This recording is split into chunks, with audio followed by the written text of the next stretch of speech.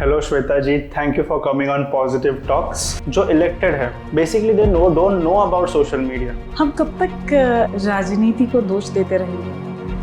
मैं यूथ के बहुत क्यूरियस क्वेश्चंस आपको पूछता हूँ। क्यों हमें पॉलिटिशियंस के साथ कनेक्ट लगता नहीं है जेनजीज को एंड यंग जनरेशन को? देखो, सिर्फ वाइट कपड़े पहनते हैं। यूजुअली वाइट कपड़े तो कोई इसकी डेथ हो जाती तब पहनते हैं। वेस्टर्न देशों में वाइट गाउन पहन के शादी करते हैं यार, ऐसे कैसे बोल रहे हो?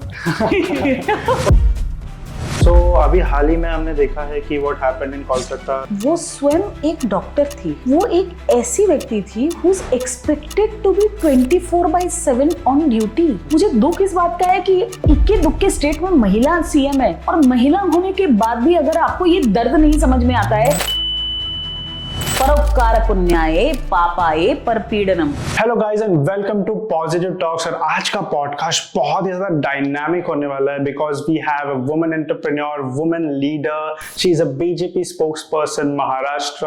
सो बहुत सारे इश्यूज पे बात की है, सीरियस इश्यूज पे भी बात किए हैं। सो बहुत ही इंटरेस्टिंग होने वाला है, तो ये पॉडकास्ट एंड तक देखना and don't forget to subscribe the channel for such dynamic podcast. And today in our podcast, we have a refreshing partner, Just Coffee, to keep us motivated and refreshed till the end. So let's begin the podcast, guys.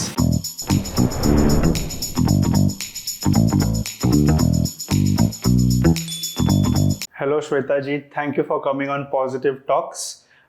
Today in this podcast, basically मैं आपको बताता हूँ, हमेशा podcast में ऐसा होता है कि there is always people wants to know a personal life along with the political questions as well, but ये कोई proper interview जैसा नहीं होता है कि सिर्फ we'll ask you all political questions, but definitely for the growth of the country and the state, we need to understand what politicians have the strategy and plan going forward in Maharashtra.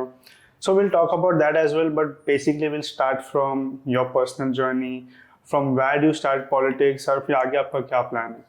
So I would love to know कि आपका journey कैसे शुरू हुआ politics में. Very very interesting. सबसे पहले आप मुझे ये बताइए कि आप पॉडकास्टर कैसे बन गए? आपने ये तो बताया कि पॉडकास्ट होता क्या है, बट पॉडकास्टर कैसे बन गए? See, basically every youth today is very eagerly wants to understand what politicians have there in their mind, and जिस तरह से यूथ को लेके जाना है पॉलिटिक्स को आगे, कि यूथ को एक जैसे कि आपको एक छोटा सा एग्जांपल देता हूँ कि पॉलिटिशियंस हमेशा वाइट कपड़ों में क्यों होते हैं, वाई जेंजी आउटफिट नहीं होता है, why always banners and all, बहुत कुछ है। Youth is such a curious generation in this time, but उनको लगता है कि पॉलिटिक्स को किसी और वे में भी लेके जा सकते हैं। बहुत ओल्ड ट्रेडिशनल पॉलिटिक्स आज भी चला आ रहा है। So to have a voice to ask जो भी यूथ के जो क्वेश्चन है वो आपके सामने, आप जैसे पॉलिटिशियंस के सामने रखे, that was the idea behind my podcast. So ditto, I came into politics because see, अगर आप मेरी जर्नी देखेंगे तो I am an engineer, I did my MBA. I started working for an MNC. I worked with them for some time. Okay. Then I wanted to become an entrepreneur. So I quit my multinational journey and became an entrepreneur. Okay. And God was very kind. I have been extremely successful as an entrepreneur because I became a serial entrepreneur as well. Okay. I exited one of my companies to a very large company. Okay. Made some money. But the fact is that जब आपको impact लाना है society में, right. जब आपको large level change लाना है, great. और जब आपके अंदर वो आग है, specially because I always say this, as women we are mothers, right? तो हमारा मदरली इंस्टिंक्ट, जब मैं अपने बच्चों को देखती हूँ तो मुझे लगता है कि इनका जीवन कितना आसान है, हजारों बच्चे इनके जैसा जीवन कब जिएंगे? मेरे पिताजी फौज में थे, सो हमारे यहाँ बचपन से हमें सिखाया गया कि मातृभूमि, माँ जो है, उतना ही दर्जा इस मिट्टी का है. Okay. और मेरे पिताजी कहते थे कि सैनिक सिर्फ वही नहीं है जो बॉर्डर पर लड़ता है देश के लिए, वो भी है जो देश हित के लिए काम करता है. Good. तो ये सारे जज्बे जब आपके पेट के अंदर होना, और जब आप स्वामी विवेकानंद के भक्त हो, बचपन से उनकी किताबें पढ़ी हो, तो आपको एक नेचुरल कॉलिंग पर्पस की तरफ आती है, और ये पर्पस आपको लगातार बुलाता है. और ये पर्पस जब आपका इम्पैक्ट बनता है, जब सोसाइटल रिफॉर्म बनता है, तब आप पब्लिक लाइफ में आते हो। Politics comes from the word policy. तो अगर आप पॉलिसी समझते हैं, अगर आप ये समझते हैं कि आपके एक एक्शन से बहुतायत मेजॉरिटी का जीवन बदल सकता है, और इस बदलाव में कहीं ना कहीं देश बदल सकता है, क्षेत्र बदल सकता है, that is when you understand the power of the position of policy of politics. और यही सोच के मैं राजनीति में आ गई कि मैं देश के लिए कुछ करूंगी, अपनी मिट्टी के लिए कुछ करूंगी, कुछ ऐसा करूंगी जिसमें आगे वाले जेनरेशन का जीवन बदल सके। और आज अगर आप देखेंगे तो India is an extremely young country, right? We are young, we have this fervour of youth energy, और इस यूथ को चैनलाइज करने के लिए आपको पता है पूरी दुनिया एक षड्यंत्र रच रही है कि आपका यूथ, भारत वर्ष का यूथ बर्बाद हो जाए। You know what is the average age of a smoker, of a person who starts smoking in our country today? Take a guess. It might be 15 or 20 के बीच में Gen Z ही होगा। So nicotine लेने वाला जो औसतम उम्र है वो 10.5 साल है। 10.5 साल? Yes, 10.5 years. My God. और this is nicotine. इसका मतलब टोबैको का any format. Any format, yeah. और ये जो large lobby of tobacco companies हैं, ये मैक्सिमम सरोगेट एडवर्टाइजिंग किसी स्कूल या कॉलेज के पास करती हैं। वो क्यों करती हैं? ताकि जब 10 साल में आपका बच्चा निकोटीन लेने लग जाए, अगले 40 साल तक, जब तक उसको कैंसर नहीं होता है, जब तक वो मरता नहीं है, जब तक वो अपनी आदत छोड़ नहीं देता, तब तक वो आपके पदार्थ का, आपके नशीले पदार्थ का सेवन करता रहे और वो कंटिन्यूअसली आपका कस्टमर रहे। अब आप ये समझिए कि ये जो नशा है ये किसी भी तरीके से आपको दिया जाता है। ये कई बार आपको big tech companies social media के तौर पर भी देती है yes. ताकि आप इसमें लगकर कहीं ना कहीं उतने शार्प ना रहें, आपका इंटेलिजेंस IQ लेवल कम हो जाए। तो आपके बच्चे को जब आप बचपन से सोशल मीडिया परोसने लगते हैं, जब आप कंटेंट परोसने लगते हैं, तो किस प्रकार का कंटेंट आपको परोसा जा रहा है ये भी बहुत जरूरी है। कुछ लोग कहीं बैठकर डिसाइड कर रहे हैं, और our youth is falling prey to all of this. Yeah, basically and I firmly believe that the right people sitting in as policymakers can understand what is good for our country, can prioritize what is good for our youth, and channelize this energy to make a difference, and that's all I'm set to do. Yeah, basically आपने जो कहा अभी, जो content consume algorithm, basically you're talking about all that things, और हम उसी में देखते हैं। So I'll tell you, while making content as well, हम देखते हैं कि जो educational content है, जो देशभक्ति के बारे में content है, जो देश के हित के बारे में जो कंटेंट है, डेफिनेटली क्वेश्चन रेज होने चाहिए जो गलत हो रहा है उस चीज़ पे भी, बट अलॉन्ग विद दैट जो पॉलिसीज है, जो सही चीज़ें हैं, उसको भी आगे लेके आने के लिए जो कंटेंट है उसको वो नहीं वायरल होता है, बट द नेशन वो नहीं होगा। हाँ, क्योंकि वायरल आप थोड़ी करते हैं। हाँ, वो जो, और अगर किसी को लगता है कि वायरल लोग करते हैं तो वो भी नहीं होता है। देखिए, इस खेल का राजा एल्गोरिदम है। और आज जब हम वैसे समय में बैठे हैं जहां पर मार्क ज़करबर्ग ने कहीं ना कहीं ये एडमिट किया है कि he is involved with deep state. What is deep state? Deep state is ये जो FBI है, ये जो अमेरिकन एजेंसीज हैं, जो कहीं ना कहीं बहुत इस गूढ़ तरीके से लंबे समय तक काम करती हैं ताकि आपके जो नींव है उसके अंदर वो टर्माइट्स की तरह घुस सके ताकि आपकी जड़ें हिल जाए। उसके बाद आप कितना भी कंटेंट बनाते रहिए, कितना भी घर बनाते रहिए, आपकी नींव खोखली हो चुकी है तो वो गिरेगी ही। So true. So you need to understand, and if you look at the example of Bangladesh में क्या हुआ, आज अगर आप बांग्लादेश को देखेंगे तो आज जो प्राइम मिनिस्टर चुने गए हैं वो आज से नहीं, पिछले 20 सालों से अमेरिकन डीप स्टेट के साथ इन्वॉल्व है। आप अगर आप देखेंगे तो आज जो यूनुस जी हैं उनका ग्रामीण बैंक ही अमेरिकन फंड से खड़ा हुआ है। आज हमारे देश में कुछ ऐसी पार्टीज हैं जो पार्टीज ही बनी है फोर्ड फाउंडेशन के पैसे से। तो आपको ये समझना है कि आज का यूथ अगर ये बात नहीं समझे कि कोई नहीं चाहेगा कि कोई कंट्री इतनी मजबूत हो जाए। We are officially a $4 trillion economy, और जिस तरीके से हम आगे बढ़ रहे हैं, very soon we are going to be a $10 trillion economy. तो कौन चाहेगा जब हम विश्व की नंबर 2 इकोनॉमी या नंबर 1 इकोनॉमी बनेंगे और हम ऊपर जाएंगे, कोई ना कोई तो नीचे आएगा ना। और ये बात तय है कि जब हम ऊपर जाएंगे तो अमेरिका नीचे आएगा। तो आपको लगता है कि वो हाथ पांव नहीं मारेंगे? वो किसी तरीके से कोशिश नहीं करेंगे कि भारत देश आगे ना बढ़े?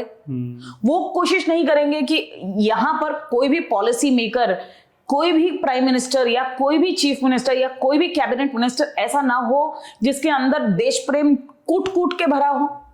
क्योंकि वो जब तक आपके पास कोई कॉम्प्रोमाइजिंग व्यक्ति नहीं रहेगा जो उनके साथ कॉम्प्रोमाइज करेगा, जो देश की मिट्टी को पैसे से कम महत्व दे, जब तक आपको ऐसा आदमी नहीं मिलेगा तब तक ये डीप स्टेट लगातार काम करता रहेगा। सो बेसिकली ये जो आपने कहा कि आपकी नींव जो हिला देंगे, the same thing I think happened after the freedom as well. जो एजुकेशन सिस्टम है, जो आज हम एजुकेशन सिस्टम नए पॉलिसीज बन रहे हैं, पर उसके पहले I think we did not know the right history.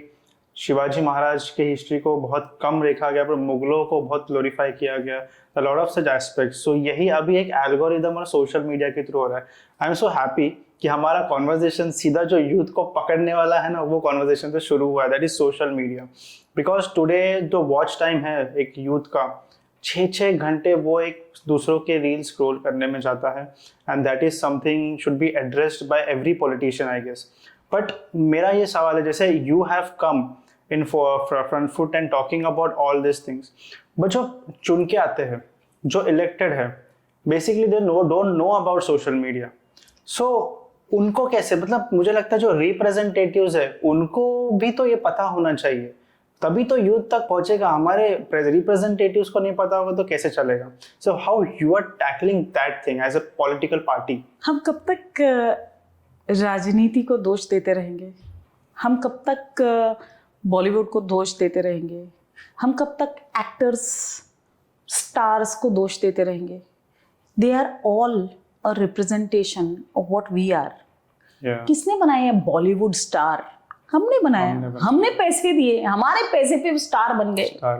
और आज वो जो चिप्स बेचते हैं आपको, जो कोका कोला बेचते हैं, अगर आप ऐसे 1-to-1 पॉडकास्ट में पूछेंगे तो बोलेंगे नहीं, I am of sugar, I have not had cold drink for the past 15 years। लेकिन हमें बेचते हैं, हमें जहर खिलाते हैं, हमारे पैसे पे ही स्टार बनते हैं, हम ही स्टार बनाते हैं। ये सो ट्रू। तो आप ये बताइए, आपने बोला ये इलेक्टेड रिप्रेजेंटेटिव, ये अपने आप तो आते नहीं है, नहीं आते, जनता चुनती है। ये जनता कब जागेगी? ये मेरा क्वेश्चन यूथ से है। ये यूथ कब इन्वॉल्व होंगे? ये मेरा क्वेश्चन आपसे है, यूथ से है। ये यूथ इन्वॉल्व होने के लिए सही क्वेश्चंस कब पूछेंगे? और ये यूथ को राजनीति में लाने के लिए हम जैसे लोग क्या कर सकते हैं?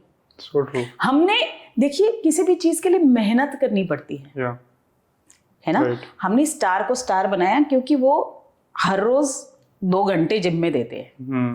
They invest money on looking good, right? I gave up my career to come into politics because I firmly believe that I can change the country. That I want to give the rest of my life contributing for the purpose that I have decided for my life. Okay, great. But और देखिए, मेरी party है इसलिए मैं exist कर रही हूँ। मेरी पार्टी एक बहुत ही लोकतांत्रिक पार्टी है। मेरी एक पार्टी एकमात्र ऐसी पार्टी है इस पूरे देश में जहां मुझसे कभी नहीं पूछा गया कि मेरी जात क्या है, मेरा आडनाव क्या है, मेरा सरनेम क्या है। मुझसे कभी ये नहीं पूछा गया कि मैं किस जाति, प्रजाति, किस क्लास से आती हूं। मुझे कभी ये नहीं पूछा गया कि मैं अमीर हूं या गरीब हूं। सिर्फ और सिर्फ मेरे काम से मेरा आकलन किया गया। और इसीलिए I exist in politics, just because of my party, just because of my leaders, because they feel that मेरे जैसे लोग भी इस देश में हैं। है ना? ऑफ कोर्स आप मेरे जैसे ही है ना, मेरे भी 2 कान 1 नाक 2 आंख है। मैं भी वैसी हूं और हमारे सारे इलेक्टेड रिप्रेजेंटेटिव्स वैसे ही है। सिर्फ क्या है, जब आम जनता बैठकर रील्स देखती है और कहती है नहीं ये नहीं होना चाहिए, गलत हो गया, तो वो करने वाला जो एक आदमी है ना, वो कौन है? वो आप ही ने मैं बोलेंगे हम सब, करेगा कोई और। रिस्पॉन्सिबिलिटी नहीं लेनी किसी को, तो ये क्यों नहीं लेनी? ये बदलाव कौन लाएगा? बदलाव सबको चाहिए, लेकिन बदलाव कोई और लाए। अब मोदी ला रहा है तो मोदी को आप उंगली दिखाते हो। So true. So but that is the thing कि अगर जेनजी को ये जो एक्टिव पॉलिटिक्स में उतरना है, बेसिकली अपने मेरा ये सब करने का एक मात्र विजन यही है कि किस तरह से हम चेंज ला सके, किस तरह से हम लोगों को बता सके कि this is what Indian politics. कितना भी बुरा बोल लो, पर इंडियन पॉलिटिक्स या कोई भी पॉलिटिक्स आपके जीवन से नहीं जाने वाला। सुबह जब आप नहा रहे हो तो पानी आ रहा है, वो पॉलिटिक्स की वजह से, पॉलिसीज की वजह से आ रहा है। वो सारा जो इकोसिस्टम है उसमें पॉलिटिक्स होगा। So you can not neglect it, कितना भी बुरा बोल लो। So but how Gen Z can enter into it, where Gen Z is lacking? Okay, तो मैं बहुत सिंपल सवाल पूछती हूँ आपसे भी, आपके ऑडियंस से भी। कितने लोगों को इस देश में ये पता है कि आपका कॉर्पोरेटर क्या करता है, आपका एमएलए क्या करता है, आपका एमपी क्या करता है, आपका जिला परिषद सदस्य क्या करता है या उसको क्या करना चाहिए, आपका सरपंच क्या करता है और उसको क्या करना चाहिए? कितने लोगों को पता है? मैं अधिकतर ऐसे लोग जानती हूं जो जब लोकसभा चुनाव होते हैं, जब आप मेंबर ऑफ पार्लियामेंट, जब आप अपना सांसद चुनते हैं, तब लोग गटर की बात करते हैं। सांसद का काम गटर नहीं है, वो गटर आपके कॉर्पोरेटर का, काउंसलर का काम है, आपके पार्षद का काम है। तो मेरा क्वेश्चन ये है कि हम आज जब हम इतने रील्स देखते हैं, जब हम इतना पढ़ सकते हैं, today education has changed, right? आपने अभी मकौले की बात की थी। आपने कहा था कि हिस्ट्री हमें पड़ोसी गई और ऐसी परोसी गई जो कोई स्पेसिफिकली चाहता था कि हमको सिखाई जाए, क्योंकि हम जिंदगी भर आत्मग्लानि में जिए। अब आज हम आत्मनिर्भर इसलिए कहते हैं क्योंकि आज हमें सिखाया जा रहा है कि हम आत्मनिर्भर बन सकते हैं। आज ये विश्वास आया है हमारे अंदर। आज कोई कुछ भी कहे, लेकिन जब राम मंदिर बना, मैं अयोध्या से आती हूँ, राम मंदिर बना तो देश के अंदर एक उत्साह, एक ऐसा माहौल, जैसे फेस्टिव माहौल कहते हैं, वो क्यों था? क्योंकि ये हमारा पुनर्जन्म है, हमारी संस्कृति का पुनर्जन्म है, हमारे विश्वास का पुनर्जन्म है। हमें आज फिर एक बार फिर एक देश के तौर पर यह विश्वास हो गया कि हाँ, अगर हमने कुछ ठाना है तो 500 साल लगे, लेकिन हम करके दिखाएंगे। तो वैसे ही हम विश्व गुरु बन के दिखाएंगे। ये थॉट प्रोसेस आने के लिए, ये विश्वास आने के लिए, ये जो फोकस आने के लिए, बहुत लोग नहीं चाहेंगे दुनिया भर में कि ये फोकस देश में ना आए। तो जेनजी को ये समझने के लिए आज की education system is not a push education system, it's a pull education system. पहले क्या था? पुश था।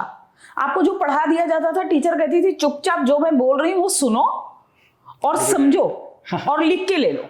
आज नहीं है ऐसा नहीं है। आज न्यू एजुकेशन पॉलिसी क्या है? ट्रेन द ट्रेनर्स, हम टीचर्स को पढ़ा रहे हैं क्या? कि जो ओरिजिनल थॉट प्रोसेस है लोगों की वो रहने दीजिए। Question based, inquiry based learning होनी चाहिए। आदमी को क्वेश्चन पूछना चाहिए। अब सबको सीरी की आदत है, सबको गूगल की आदत है, क्वेश्चन पूछने की आदत है। अब जब आपको क्वेश्चन पूछने की आदत है तो पूछिए ना कि आपके सांसद जो आप चुनने जा रहे हैं उनका बैकग्राउंड क्या है, वो कितना पढ़े लिखे हैं। जब आप पोलिंग बूथ पे जाते हैं और वहां पे लिखा रहता है, एक बार देखिए तो सही कि कौन सी पार्टी ने कितने पढ़े लिखे लोग डाले हैं। जब आप हजारों साइट्स हैं आज के दिन में जो आपको हर वो केस दे देती है जो आपके सांसद के ऊपर होता है, जो आपके रिप्रेजेंटेटिव के ऊपर होता है। So true. अब आपको ये समझना है कि कौन सा पॉलिटिकल केस है, कौन सा नॉन पॉलिटिकल केस है। उसके बाद आपको ये समझना है कि इसका काम क्या है, मेरा एक्सपेक्टेशन क्या है। आज हमारे हाथ में क्या था, श्री नरेंद्र मोदी जी के हाथ में क्या है। उनका मानना है कि टेक्नोलॉजी ब्रिंग्स ट्रांसपेरेंसी। आज पूरा का पूरा संसद, जो न्यू पार्लियामेंट बिल्डिंग है, वो पूरा एक ऐप से कनेक्टेड है। आप जो प्रश्न पूछेंगे उसका जो उत्तर आएगा, कितने प्रश्न पूछे, कितनी आपकी अटेंडेंस है, कितना आपने अपनी कॉन्स्टिट्यूएंसी के बारे में क्वेश्चन पूछा, कितने बिल्स आपने प्रेजेंट किए, उसमें से कितने प्राइवेट बिल्स पास हुए, ये सब उस ऐप के द्वारा आपको मिलेगा। लेकिन इसका एनालिसिस देखने के लिए हमारा यूथ तो बिजी है ना रील्स देखने में।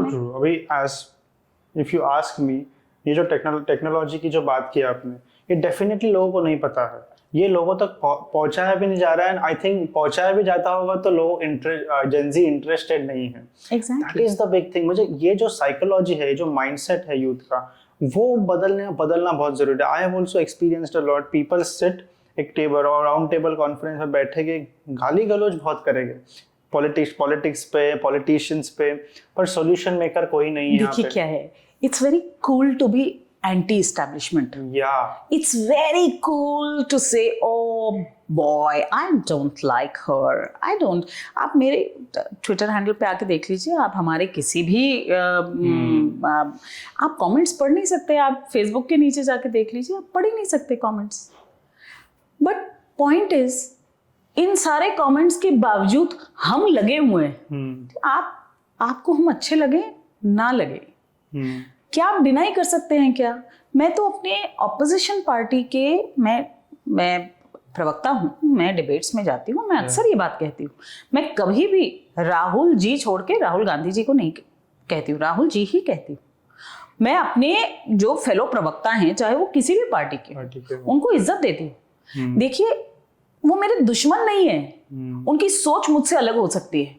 ऐसे ही जितने कमेंट्स हैं, उनकी सोच मुझसे अलग है, अलग हो सकती है डेफिनेटली। लेकिन मैं अलग हूं तभी तो भगवान ने मुझे भेजा है, वरना हमारी और आपकी दो लोगों की जरूरत ही नहीं होती। एक ही भगवान बनाते, एक ही अगर सोच रखनी थी तो। So true. So the fact is, let's understand. If you like my perspective, you're welcome to join me.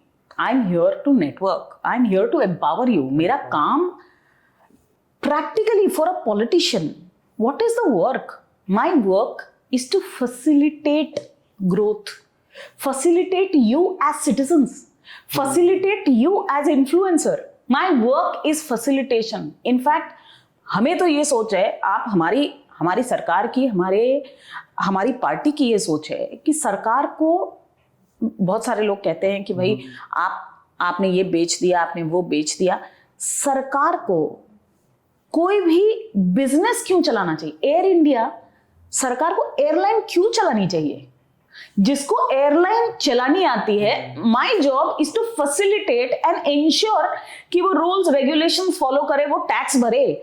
मेरा काम देश चलाना है, मेरा काम धंधा चलाना नहीं है।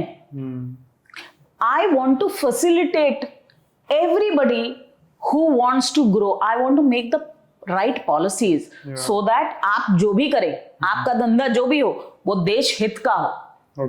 जब आप डिफेंस सप्लायर हो तो आप चाहे किसी भी देश से आते हैं, लेकिन जब आप हमारे देश में काम करेंगे तो आपका 30% देश के स्टार्टअप से लिया जाएगा।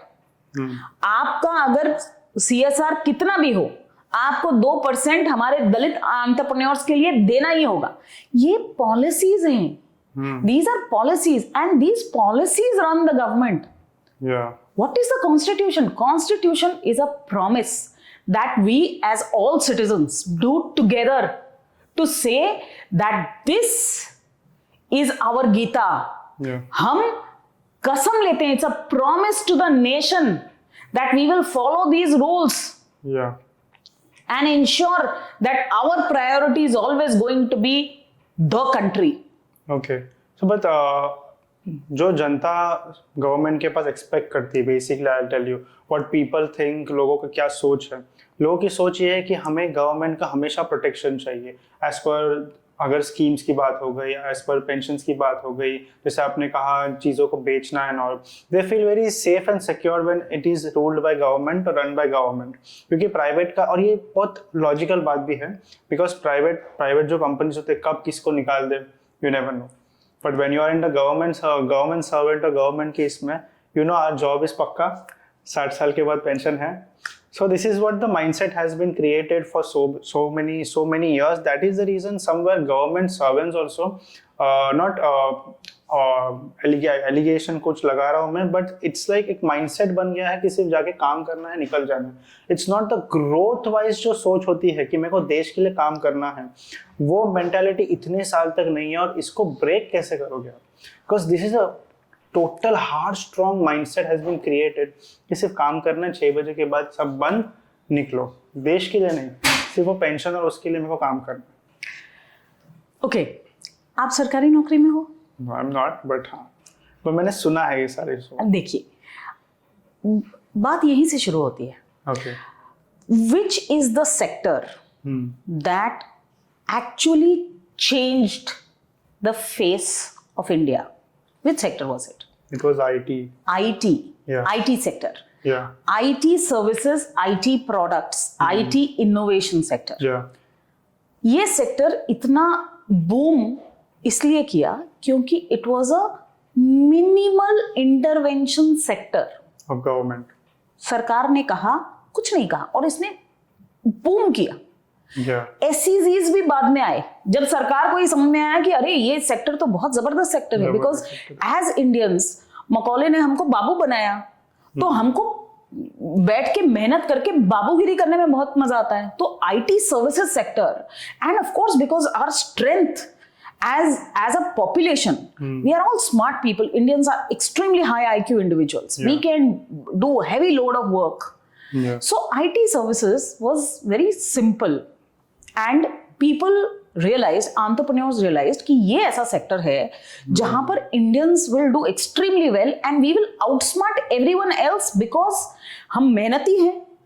जब वो लोग बंद हो जाते हैं तो रात भर हम काम कर सकते हैं. टाइम जोन का फायदा हो सकता है. एंड प्लस जो वो 1 महीने में करते हैं वो हम 2 हफ्ते 3 हफ्ते में करके दे सकते हैं. जो वो $100 में करते हैं वो हम $50 में करके दे सकते हैं. So we were cheaper, we were faster, we were more efficient, we were smarter, and hence the IT sector boomed. आज जो middle class, upper middle class और यूनिकॉर्न है वो सारे IT सेक्टर से आते हैं. IT सेक्टर से, फिनटेक एंड IT. अब आप देख रहे हैं कि SME बूम कर रहा है, right? So you see the Sensex booming, you see the SME sector, because government का focus SMEs पे है, because SME sector employability बहुत रखता है. Having said that, please understand this, कि ये जो mindset है ना कि मैं सरकारी कंपनी के लिए काम कर रहा हूँ, वो mindset कहाँ से आता है? वो mindset इसलिए आता है कि मुझे इतने बजे जाना है, इतने बजे आना है, और या तो नीचे की कमाई या ऊपर की कमाई बहुत ज्यादा होगी. Okay. और इसीलिए जब 2014 में हमारी सरकार आई तो हमने देखा कि बहुत सारे जो ऑनेस्ट ऑफिसर्स हैं उनको ऐसी जगह फेंका गया है. They are honest, they are efficient, they are competent people, but उनको अपॉर्चुनिटी नहीं मिली 70 साल की सरकार में. क्योंकि they didn't need honest people, they needed people like them. जैसे 1 रुपया नहीं दे दो तो 58-54 तक पहुंचेगा. That was dialogue. या क्योंकि आपको नीचे कुछ पहुंचाना ही नहीं था. नहीं पहुंचाना था. अब आपको उसमें अपनी हिस्सेदारी लेने वाले लोग चाहिए थे. सो व्हेन भारतीय जनता पार्टी एंड मोदी सरकार came, it came with one single motive, the single motive was कि लास्ट माइल, और ये हमारे भारतीय जनता पार्टी का ये प्रिंसिपल रहा है, अंत्योदय, अंतिम चरण में जो आदमी बैठा है ना उस तक बेनिफिट पहुंचना है। कैसे पहुंचेगा? The easiest way is technology. And that's how digital India came into being. अब IT सेक्टर सर्विसेज पहले ही अच्छा कर रहा था, अब आपने IT ले आया, अब transparency and IT has become the backbone of every sector. So right? true. Having said that, अब जब आपकी ऊपर की कमाई और नीचे की कमाई बंद हो रही है और वहां पर भी एफिशिएंसी रियली मैटर्स, तो अब आप देखिए कि आपके the morality of the people who are joining the government, because see joining the government is very different. आपने जो प्रश्न पूछा वो joining the government है। गवर्नमेंट को लोग चाहिए, सरकार को लोग चाहिए, सरकार को ब्यूरोक्रेसी चाहिए, बट मेरा हमेशा ये मानना है ब्यूरोक्रेसी का मतलब क्या है? 4 पिलर में एक पिलर ब्यूरोक्रेसी है। ब्यूरोक्रेसी का दूसरा शब्द एडमिनिस्ट्रेशन है। एडमिनिस्ट्रेशन का मतलब क्या है? मतलब आपको एडमिनिस्टर करना, आपको मैनेज करना, आपको देखना, आपका मैनेजमेंट बहुत अच्छा होना चाहिए। सो ब्यूरोक्रेसी का दूसरा नाम एडमिनिस्ट्रेशन है। Administrators, they are administrators, they are supposed to administer the entire thing, right? They are not supposed to make policies. Policies कौन बनता है? पॉलिसीज बनाते हैं पॉलिटिशियंस।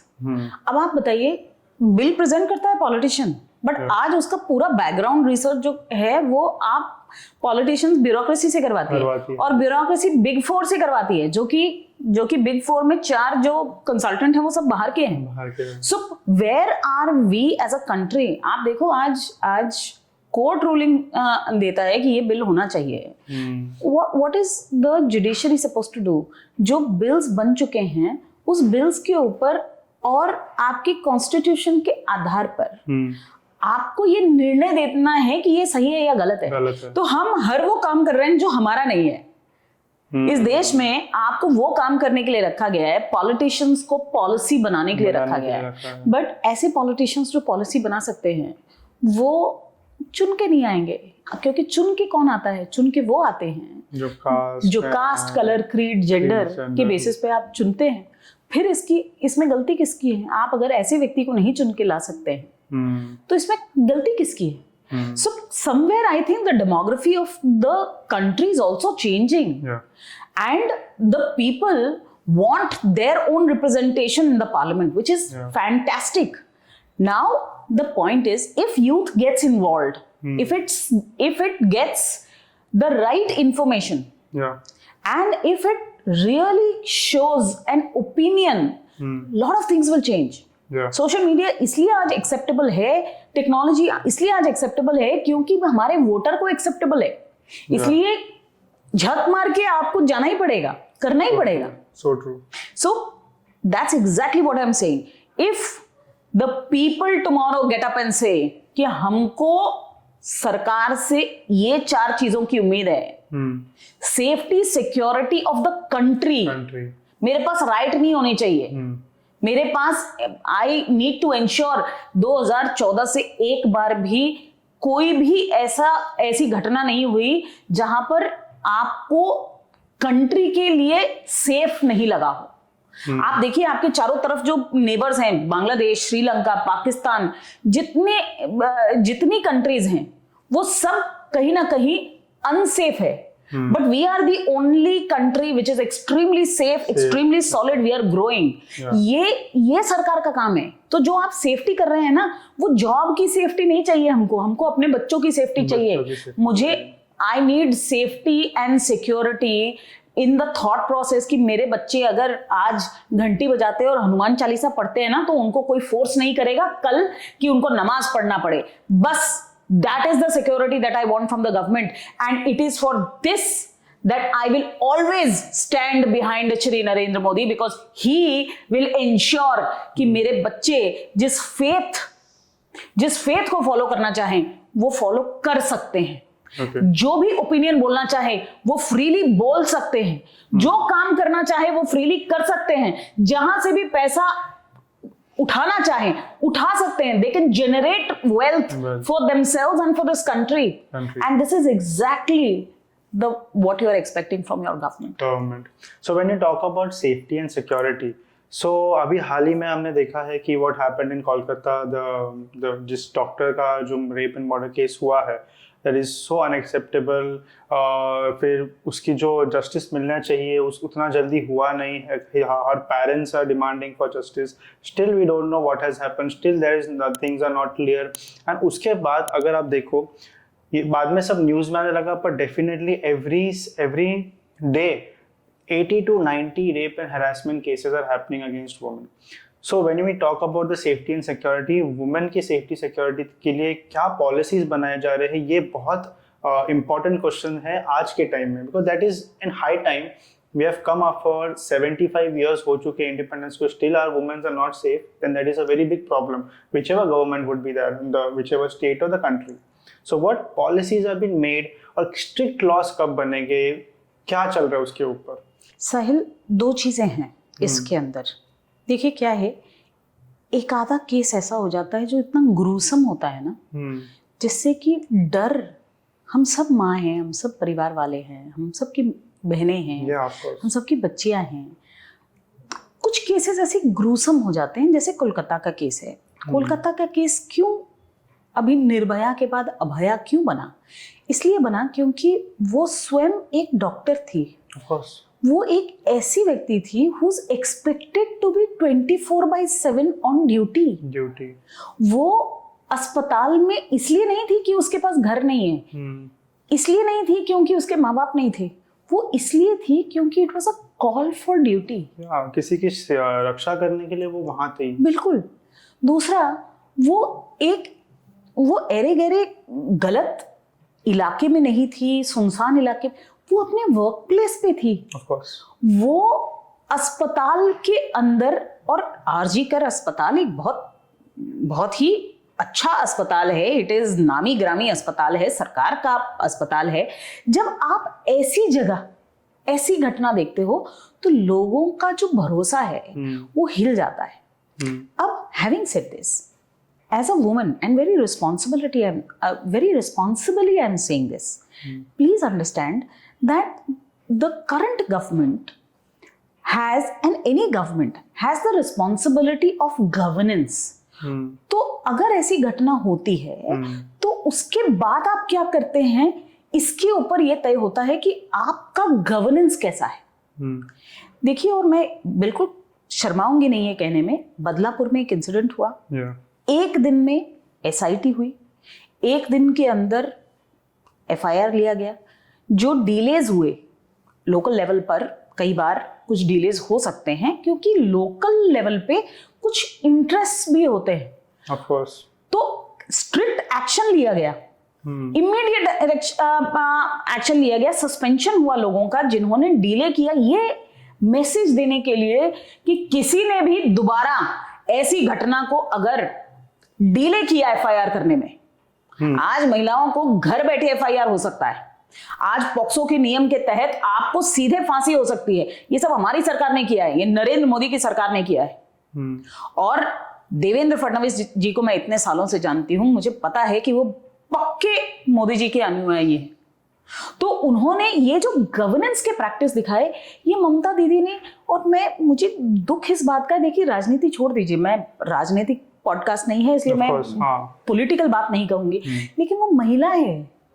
मुझे दुख इस बात का है कि इक्के दुक्के स्टेट में महिला सीएम है, और महिला होने के बाद भी अगर आपको ये दर्द नहीं समझ में आता है कि एक लड़की कितनी मेहनत से वो डॉक्टर बनते हैं, आपको पता है क्या? कितने साल पढ़ते हैं, उसकी माँ ने कितनी मेहनत की होगी उस बच्ची को यहाँ तक लाने के लिए. हम माएँ कितनी मेहनत कर, हम औरतें बाहर निकलती है ना जब, और मेहनत करते हैं अपने क्षेत्र में, तो कितनी मेहनत करते हैं वहां पहुंचने के लिए कि जहां पर वो थी लड़की.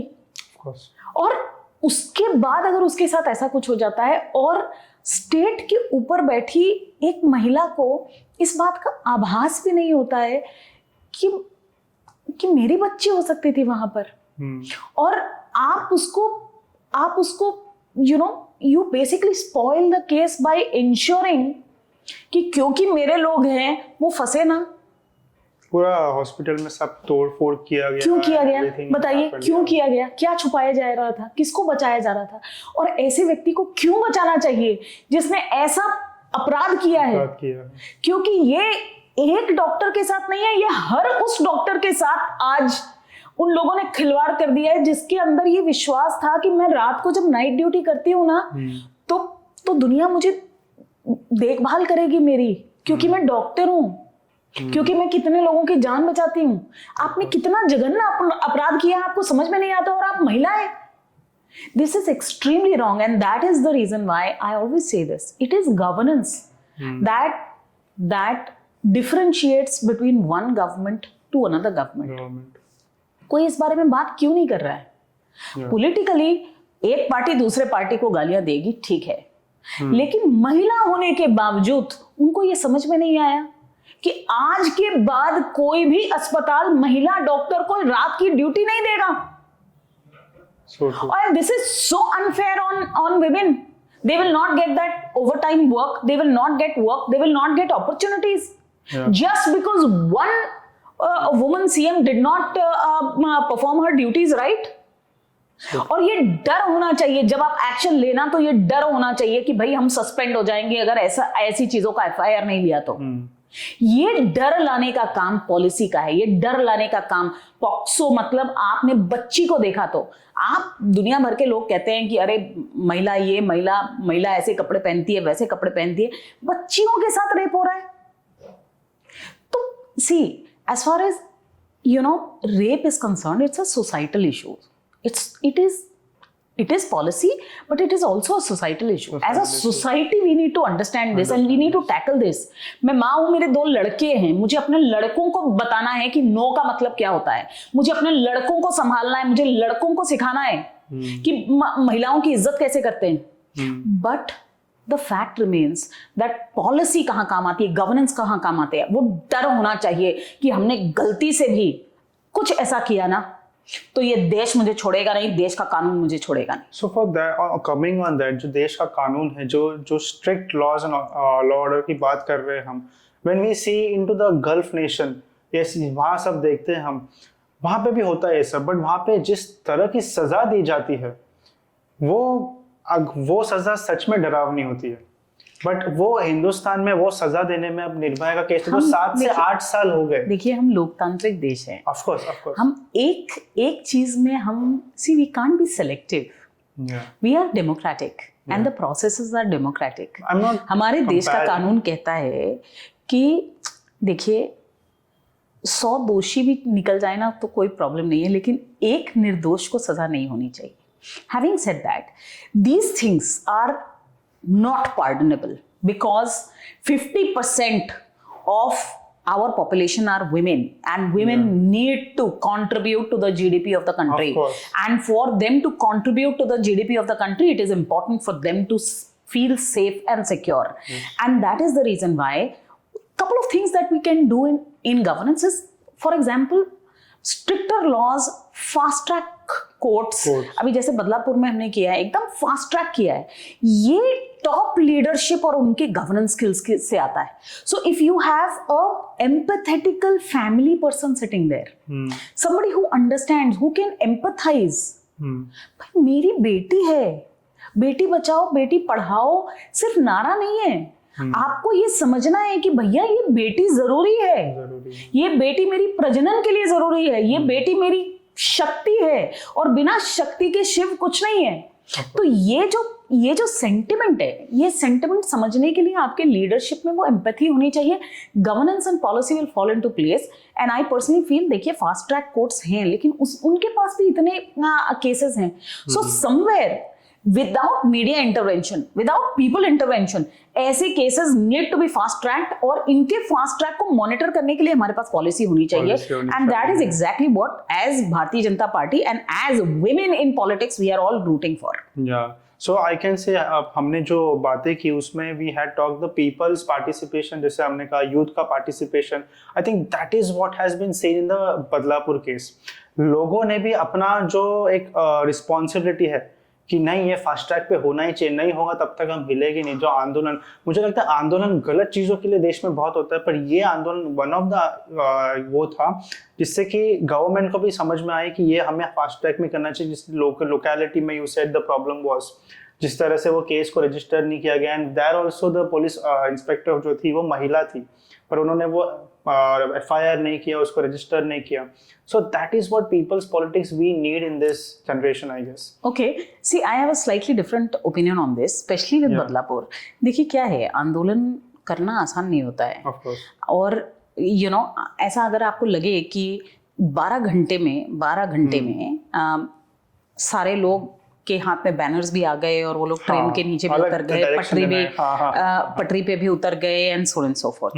अब देखिए क्या है, किसी भी मुद्दे को there is a slight difference between governance and politics. Politics is good, मैं खुद पॉलिटिक्स में हूँ, इसलिए politicisation of every issue is not required and should not happen, especially कुछ मुद्दों के ऊपर, जैसे women's bill, 30% reservation of women in the parliament.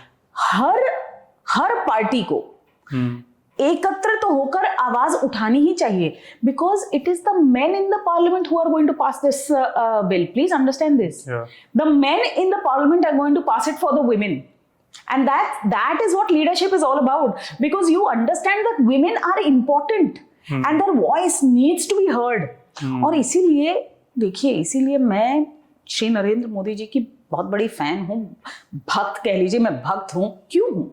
क्योंकि मुझे पता है कि उस व्यक्ति के अंदर एम्पैथी भी है और विजन भी है। उनको पता है कि जब तक आप विमेन रिप्रेजेंटेशन नहीं लेके आओगे, तब तक ये महिलाएं जो 50% हैं देश की आबादी, वो मेन स्ट्रीम में नहीं आएंगी, और मेन स्ट्रीम में जब तक वो नहीं आती हैं, तब तक हम विश्वगुरु नहीं बन सकते। So true. And I will give you one more insight कि जो 151 MLAs और MP मिला के जो पार्लियामेंट में है, दे उन पे रेप एंड हैरेसमेंट जैसे केसेस चल रहे हैं, and if we are expecting कि वो रूल्स बनाएंगे, so I think that is a very difficult part, and विश्वास नहीं हो सकता है, ऐसा है। So we need women representative. मुझे लगता है और भी बढ़ाना चाहिए। जो अभी जो नरेंद्र मोदी जी ने जब इलेक्शन के पहले ही जो वुमेन रिप्रेजेंटेशन को बढ़ाने की जो बात की, that is a wonderful job, but उससे और स्टेट में भी हर जगह होना चाहिए women representation. We talk about equality, but equality is not about the women and men, but equal opportunities, that is what is equality every women is expecting today. So हर field में होना चाहिए, and that is I am talking to you today. I feel so happy कि आपके सारे मुद्दों को आपने बहुत सही तरीके से रखा है। But few coming out of the politics ना, मैं यूथ के बहुत क्यूरियस क्वेश्चंस आपको पूछता हूँ। क्यों हमें पॉलिटिशियंस के साथ कनेक्ट लगता नहीं है, जेनजीज को एंड यंग जनरेशन को? बिकॉज पॉलिटिशियंस आर, मतलब आप देखो जो बैनरबाजी करते हैं, it is so illegal. They also know, they are the representative, वो कितना इलीगल है। आप देखो सिर्फ वाइट कपड़े पहनते हैं, यूजुअली वाइट कपड़े तो कोई किसकी डेथ हो जाती तब पहनते हैं, पर सारे पॉलिटिशियंस को आप देखो तो वाइट कपड़े में होते हैं। आप कभी वेस्टर्न देशों में वाइट गाउन पहन के शादी करते हैं यार, ऐसे कैसे बोल रहे हो? आप कभी उनके साथ बैठ के बात करते हो कि यार यूथ के साथ कनेक्ट वाली बातें क्यों नहीं करते, आप वैसा क्यों नहीं करते? ओके, पहली चीज़ देखिए, इसका उत्तर मुझे पता नहीं है, वेरी वेरी फ्रैंकली, बट समझिए हमारा जो यूथ है ना, वो सलमान खान है। Salman Khan is young, right, but he is 51 years old। हमारा यूथ जो है वो आप देखें तो Rahul Gandhi is youth, he is 56 years old। So क्या है, definition of youth in general public and definition of youth in politics थोड़ा सा अलग है। और वो अलग क्यों है? क्योंकि अगर आपको ग्रास रूट से ऊपर संसद तक पहुंचने के लिए जो मेहनत करनी पड़ती है, उसमें सालों लगते हैं, सालों लग जाते हैं। लोगों को समझने के लिए, लोगों की प्रॉब्लम्स जानने के लिए आपको बहुत मेहनत करनी पड़ती है, और इसके लिए समय लगता है। मैं 17 सालों से हूँ, और 17 सालों से अलग अलग लोगों के अलग अलग विषयों पे आज भी मुझे लगता है कि अरे ये तो मुझे पता ही नहीं था। So yes, that is not an answer to your question, Of course. But पोस्टरबाजी क्यों करते हैं? Very interesting. मैं इस लोकसभा बहुत ज्यादा प्रॉब्लम है, मतलब ये तो हर जगह हमें भी प्रॉब्लम है. देखिए, एक चीज जो मुझे बहुत अच्छी लगती है, देवेंद्र जी हर बार अपने जन्मदिन से एक दिन पहले एक मैसेज भेजते हैं अपने कार्यकर्ताओं को कि कोई भी पोस्टर बैनर मेरे जन्मदिन पे नहीं लगाएगा. लगते हैं मैम, लगते हैं. नहीं लगते हैं क्योंकि कार्यकर्ता लगाता है. कार्यकर्ता को क्या लगता है, what is the way for me to stand out. जब तक मेरा पोस्टर नहीं लगेगा ना और उसके नीचे मेरा नाम नहीं लगेगा, तब तक पूरी कॉन्स्टिट्यूएंसी को कैसे पता चलेगा कि मैं इच्छुक हूं. What this is medium, right? अब सोशल मीडिया एक मीडियम है, आप जैसे पॉडकास्टर्स एक मीडियम है, तो ये ऑल्टरनेट मीडियम्स आ रहे हैं. तो इस बार लोकसभा में देखिए बहुत कम होर्डिंग्स लगे. भारतीय जनता पार्टी ने बहुत कम होर्डिंग्स लगाए. और मैं जहां जाती थी ना, वहां लोग कहते थे मैम इस बार माहौल नहीं है, माहौल नहीं है. माहौल मतलब क्या? मतलब इलीगल पोस्टर्स नहीं है. सो धीरे धीरे नरेंद्र मोदी जी कोशिश कर रहे हैं, लेकिन क्या यूथ इसको समझने की कोशिश कर रहा है? That is also my question. Because we understand youth is spending more time on digital assets. तो हम भी डिजिटल एसेट तक जाने की कोशिश कर रहे हैं. वहां पर अब हम होर्डिंग्स लगाना चाहते हैं, वहां पर हम प्रेजेंस बढ़ाना चाहते हैं. But again we understand. मेरा उल्टा प्रश्न यही है कि किसी भी यूथ ने कोशिश की है क्या कि पब्लिक डिस्कोर्स, हमारे देश में पब्लिक डिस्कोर्स किधर है? पब्लिक डिस्कोर्स आके हमें बताए तो सही. I am open. मैं कह रही हूँ I am available on social media platform. आप जो सोशल मीडिया में फेसबुक के नीचे मुझे गालियां लिखते हैं, किसी ने पॉजिटिव क्रिटिसिज्म, किसी ने कोई आइडियाज, कोई मेरे ईमेल आईडी में सिर्फ और सिर्फ गालियां आती है. कोई मुझे ये नहीं लिखता है कि ये काम आप लोग ऐसे क्यों नहीं करते. आप आइडियाज तो दीजिए. ओके, सो वही मैंने अभी आपको एक यूथ का पर्सपेक्टिव बताया है कि ये सब यूथ को नहीं चाहिए. यूथ को फेस्टिवल्स में आप कितना बड़ा जल्लोश करते हो वो नहीं. यूथ को स्किल डेवलपमेंट, जैसे आपने entrepreneurship, you are one of the entrepreneurs. So entrepreneurs के लिए जो स्किल्स की रिक्वायरमेंट्स है, उसके लिए लोगों को और मीडियम्स चाहिए, कैसे सीख सकते हैं. यूथ को क्या चाहिए, मैं आपको आज सारे लिस्ट बता रहा हूँ. You really, I feel like you are one of the educated and strong women. So अपने सारे कैंडिडेट्स को प्लीज ये बताइए, यूथ को चाहिए स्किल डेवलपमेंट कैसे करना है, यूथ को कैसे काम मिल सकता है. I am not saying about the government और whatever it is. It's like how skill development करके वी नीड टू.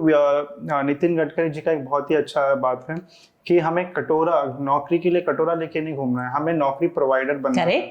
सो वो कैसे कर सकते हैं, उस चीज पे आइडियाज चाहिए, उस चीज पे कॉन्वर्सेशंस चाहिए.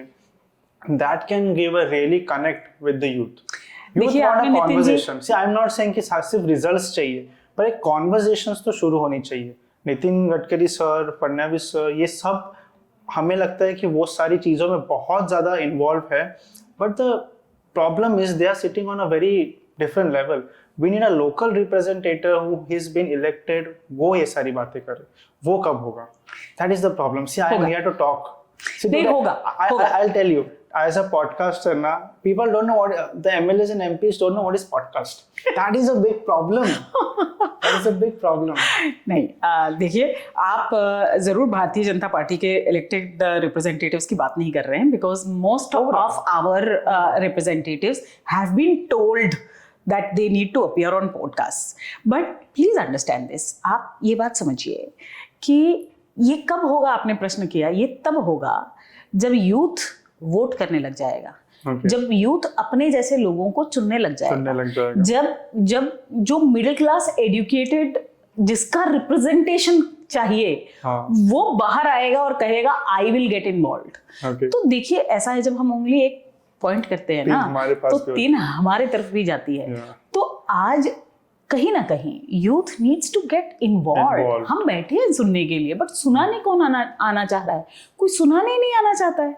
हम तो कहते हैं बताओ हम क्या कर सकते हैं, we are here to facilitate, but how is it structurally involve. आज आपने नितिन गडकरी जी का नाम लिया. आज Nitin ji has created employment opportunities for millions of people. So millions of people. So true. आज हमारे देश में 146 किलोमीटर पर डे का रोड बन रहा है। ये रोड बनाने वाले जो लोग हैं वो अनस्किल्ड से लेके स्किल्ड तक, चाहे वो इंफ्रास्ट्रक्चर बन रहा है, रोड बन रहा है, सब चीज बन रहा है। ये सारे बहुत सारे लोग are getting involve, they are getting employment. हमारा देश $4 ट्रिलियन इकोनॉमी ऐसे नहीं बन गया है। नहीं बन गया। ये सारे लोगों को के पास कहीं ना कहीं जो भी स्किल्ड है, उनको काम, हाथ में काम है। People are generating wealth, they are creating jobs for others, entrepreneurs are getting built, हमारे number of unicorns are increasing, and these are facts, so nobody can deny the facts. But क्या है, हमारे पास पॉपुलेशन ज्यादा है, unskilled बहुत सारे लोग हैं, तो उनको स्किल करना जरूरी है। You're right. एंड हमारे लोकल रिप्रेजेंटेटिव को ये समझना जरूरी है कि स्किलिंग के लिए एफर्ट देना बहुत जरूरी है।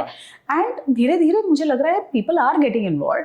The only thing that I will request the people to understand is कि आप ऐसे लोगों को सिलेक्ट कीजिए, इलेक्ट कीजिए जिनको ये समझ में आता है, बस दैट्स इट। और अभी रिप्रेजेंटेटिव वैसा होगा तो फिर क्या करें?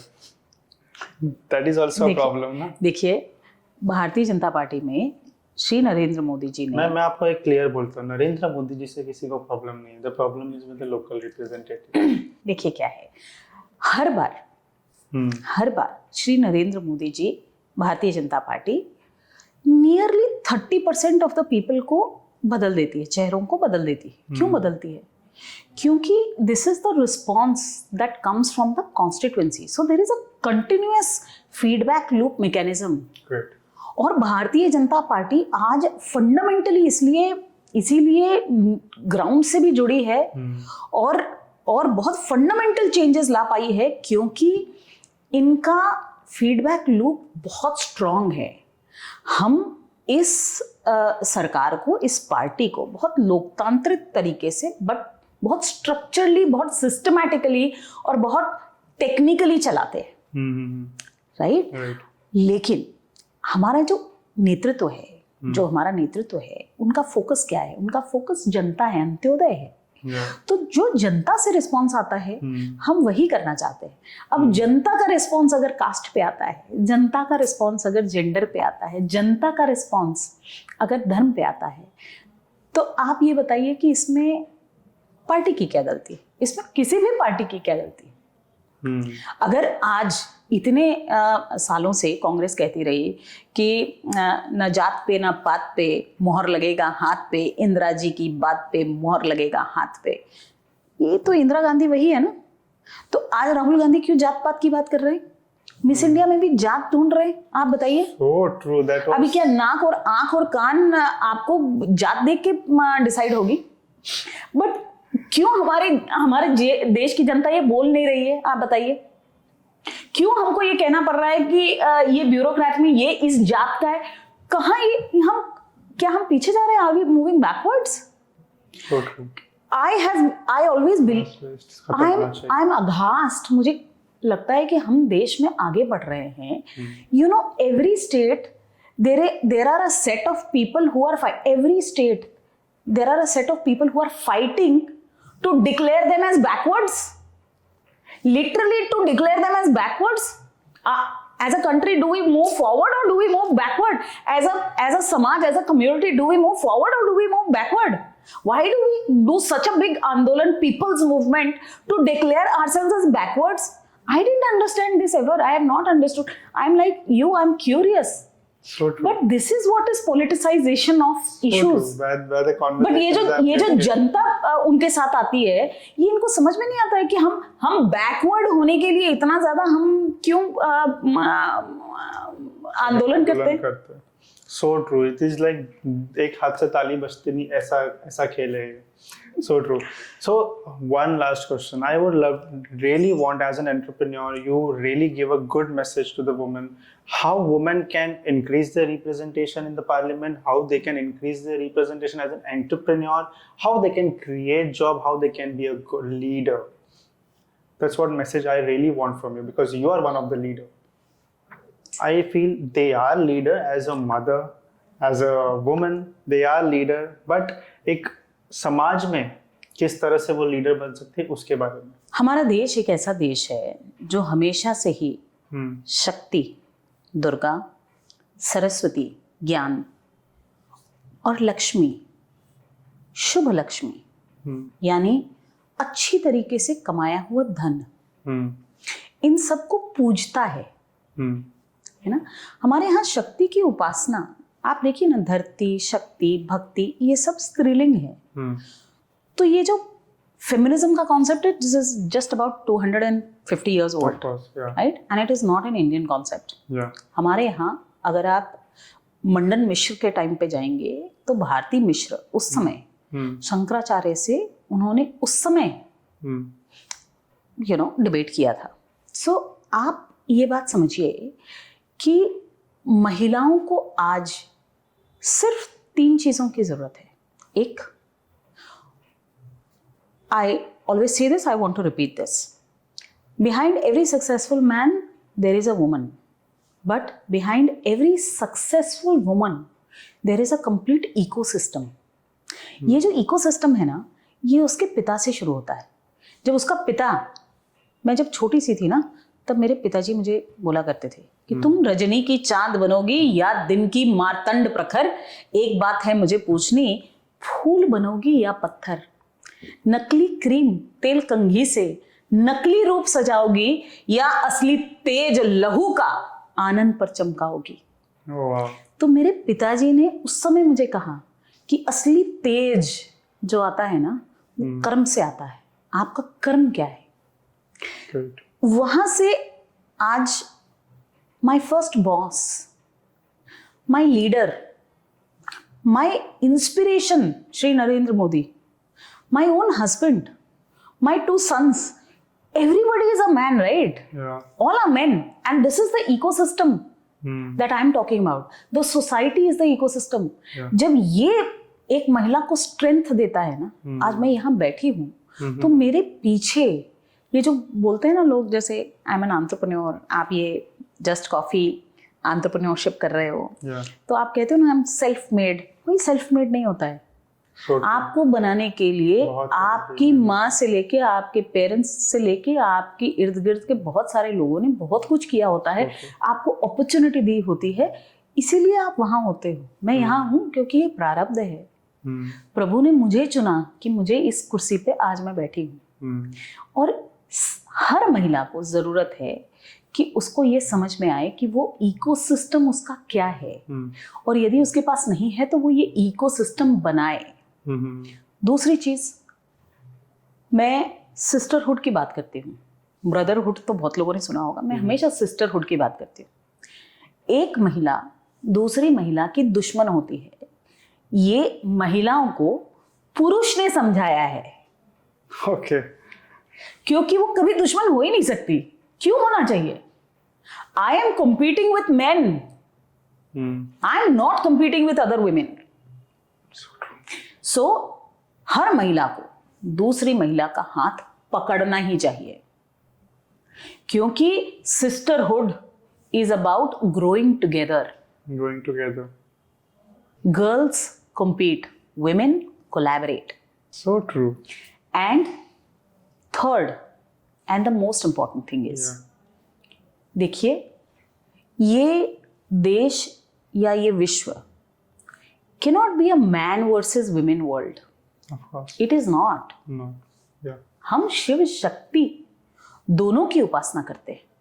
इस विश्व को, इस संसार को शिव और शक्ति दोनों की एनर्जीज चाहिए। और जब तक ये एक साथ एकत्रित नहीं होते तब तक देश में उन्नति नहीं हो सकती है। तो यदि आपको चाहिए कि आपकी उन्नति हो, तो आपको ये समझना पड़ेगा कि आपकी प्रगति में पुरुषों का हाथ होगा। और इसीलिए कभी भी पुरुषों के खिलाफ महिलाओं को कोई भी कार्य नहीं करना चाहिए। क्यों करना चाहिए? हम यहाँ पर ये लड़ाई लड़ने थोड़ी आए। So to be a leader, I don't have to prove my point to anything, and that's why I don't believe in this feminism bullshit. It is बकवास। जो फेमिनिज्म आपको स्मोकिंग के लिए दिखाए और आपके फेफड़े खराब करे, जो फेमिनिज्म आपको ये कहे कि छोटे कपड़े पहनने से आप कूल हो जाते हैं, जो फेमिनिज्म आपको ये सिखाए कि आप जब मर्दों की तरह गाली दे रहे हैं तो आप बहुत कूल एंड हैपनिंग हैं, जो फेमिनिज्म आपको ये बताए कि आप दूसरे को दुख देने से, भाई देखिए, अष्टादश पुराणेषु व्यासस्य वचनम द्वयम, 18 पुराणों में व्यास जी ने 2 ही बात कही है, परोपकार पुण्याये पापाये परपीडनम। सबसे बड़ा परोपकार दूसरों के लिए कुछ करना है। और एक महिला, भगवान ने तो ये उसको ये वरदान दिया है कि वो हर किसी के लिए कुछ करती है, अपने माँ बाप के लिए, अपने बच्चों के लिए, अपने पति के लिए, अपने सास ससुर के लिए। तो we need to understand that we have power within. I am a woman, I am blessed. I just need to realize this. And I think one single message to all women: if you realize the power within you, it is up here. Once you realize that power within you, you're a born leader, you're a born multitasker. You are a born, if you can control your house, if you can control yourself, if you can run your own finances in your house, then you can run the state, the country, and everything that is required to run the world. So true. इसीलिए आज हमारी वित्त मंत्री भी महिला हैं, आज हमारी प्रेसिडेंट भी महिला हैं. So true. और it is time for women because future is feminine. So true. Great. Thank you so much. Thank you for coming in Positive Talks, and आपके सारे बोली से बहुत लोग बहुत कुछ सीखने वाले हैं. Every woman, every youth, basically Gen Zs को इतना सीखने मिलने वाला. Definitely, I think there are a lot of such things. आगे भी जाके बात करेंगे and real Gen Z की problem हम समझेंगे. So thank you so much for coming. Thank you so much. It was wonderful. I loved it. Thank you, ma'am. Thank you so much.